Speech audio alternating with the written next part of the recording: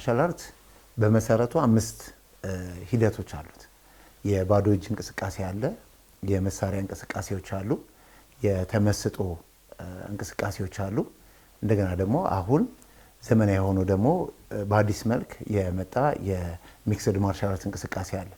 ሚክስድ ማርሻል አርት በአሁኑ ሰዓት በእጅና በእግር ከሚደረጉ እንቅስቃሴዎች ላይ ትግልን ጨምሮ ትግልን በመጨመር በአንድ ኬጅ ውስጥ የሚደረግ ውድድር ነው። ይህ በዓለም ተወዳጅነቱ እያደገ የመጣውና ከማርሻል አርት ስፖርቶች ካራቴ፣ ውሹና ቴኳንዶን ከቦክስ ጋር አቀናይቶ የሚደረገው የሚክስድ ማርሻል አርት ስፖርት ከተጀመረበት ጊዜ አንጻር በኢትዮጵያ ተጠቃሽ እድገት አላሳየም። እኛ ገና ነን፣ ግን ገና ብንሆንም እንቅስቃሴው የነበራቸው ሰዎች አሉ።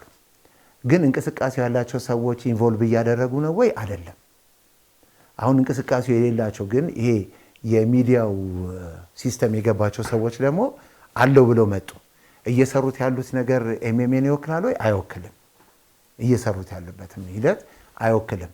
ኤምኤምኤን ለመስራት ኤምኤምኤ የሚፈልጋቸው ክራይቴሪያዎች አሉ፣ ኤምኤምኤ የሚፈልጋቸው ዲሲፕሊኖች አሉ።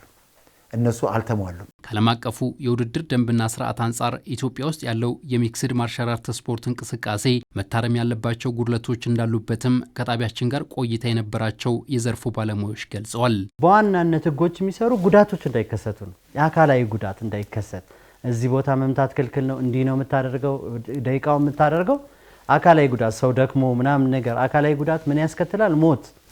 ስለዚህ እንዲህ አይነት ስፖርቶች ሲመጡ በጣም መታሰብ የነበረባቸው ነገሮች ነበሩ። ሄልዝ ኢንሹራንሶች፣ አንድ ሰው ሲሰበር እንዴት ነው መታከም ያለበት፣ ስፖርተኛው እንዲጠቀም የሚል ቅድሚያ ልንሰጠው እንችላለን። ግን ስፖርተኛ ደግሞ ማሸነፍ ሲፈልግ የአበረታች መድኃኒቶችን መጠቀም ሊኖር ስለሚችል ጸረ አበረታች ዋዳ በእኛ ሀገር ናዳው እንትኑ ኮሚቴው ሊያውቀው ይገባል። ቦክስ ላይ የነበሩ ሰዎችም ወደ ኤምኤምኤ እየመጡ ነው ያሉት።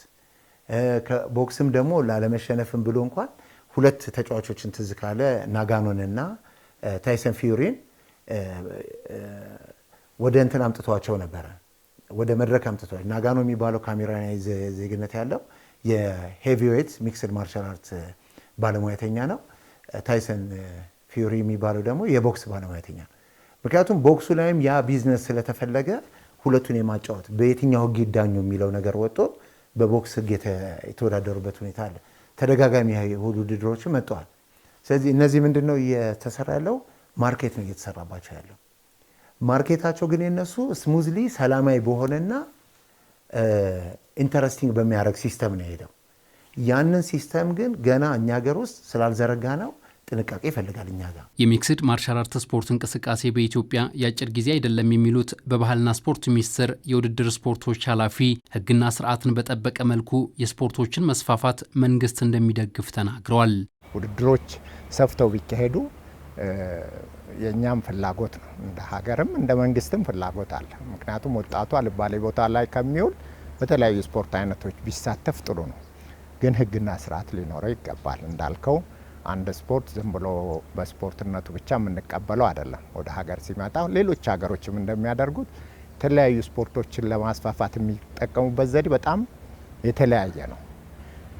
አላማውም የውድድር ስፖርቶችም አላማ ትልቁ ማህበረሰቡን ማሳተፍ አንዱ ሆኖ ለውድድር ስፖርትነት ሲመረጥ የራሱ ህግ፣ የራሱ የውድድር ዘዴ፣ የራሱ አካሄድ አለው እና በዛ ልክ የሚክስድ ማርሻል አርትም ሰፋ ብሎ በሀገር ደረጃ ቢስፋፋ እንደ ሀገር የሚጎዳው ጠቀሜታው እንጂ ጉዳት አይኖረው። በኢትዮጵያ የሚክስድ ማርሻል አርት ስፖርት ታሪክ የመጀመሪያ የሆነ ውድድር በቅርቡ በአዲስ አበባ ከተማ ይካሄዳል።